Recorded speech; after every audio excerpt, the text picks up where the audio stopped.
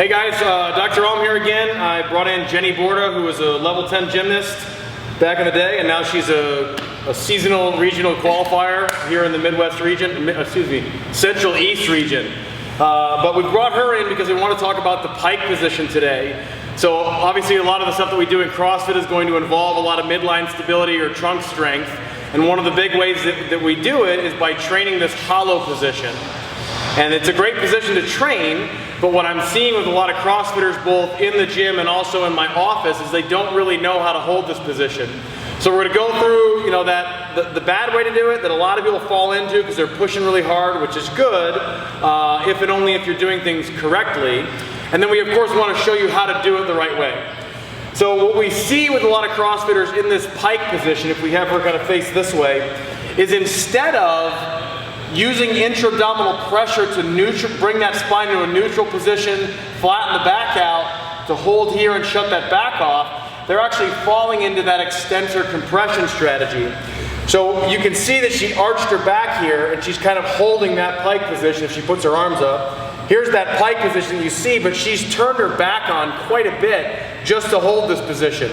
What we want is for her to actually breathe into her abdominal wall and with intra-abdominal pressure flatten her back out. So now she's got a lot of pressure inside the abdomen, a lot of tension in the abdominal wall, and now she actually is holding the lumbar spine in a neutral position with the balanced activity of intra-abdominal pressure and erector spining. When you have insufficient intra-abdominal pressure, we fall into that extensor compression strategy that we talked about. That's essentially the hollow position. So if we get her up on the rig here, you got this. Nice. See, level 10 gymnast right there. So if we've got her in this hanging position and she's going to practice just doing a hollow hold, what she wants to do is breathe into her abdomen. You can see it already flattened her back out, and now she's then going to pull the ribs down. And so she's in a good position here where that lumbar spine is locked in a neutral position. She's got a lot of pressure here and not a whole lot of activity here.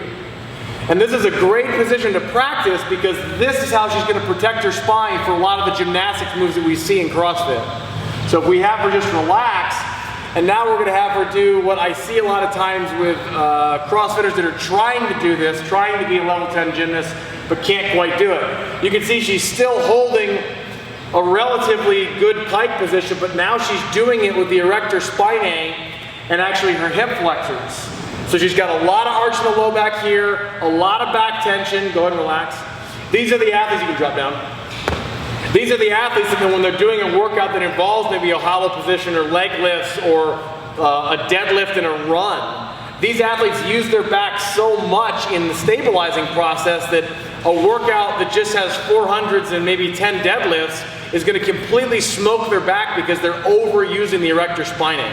So if you do the pike position correctly with intra-abdominal pressure and actually lengthening and relaxing the erector spinae, you're able to train that midline for the gymnastics moves that we use in CrossFit in a way that doesn't overuse your back. So we're going to go over a bunch of drills to teach this because it's not as easy as it looks, especially if she's done it a couple times. Maybe 2 or 3. 2 or 3 times. She's practiced about 2 or 3 times. But if you've done it as much as she has, she's able to hold that position correctly under load, whether it's speed strain, load strain, she's fatigued, she can still hold that position. So we want to go over a couple drills for you, so stick with us, and we'll show you a couple of those. Thanks for coming. Thank you.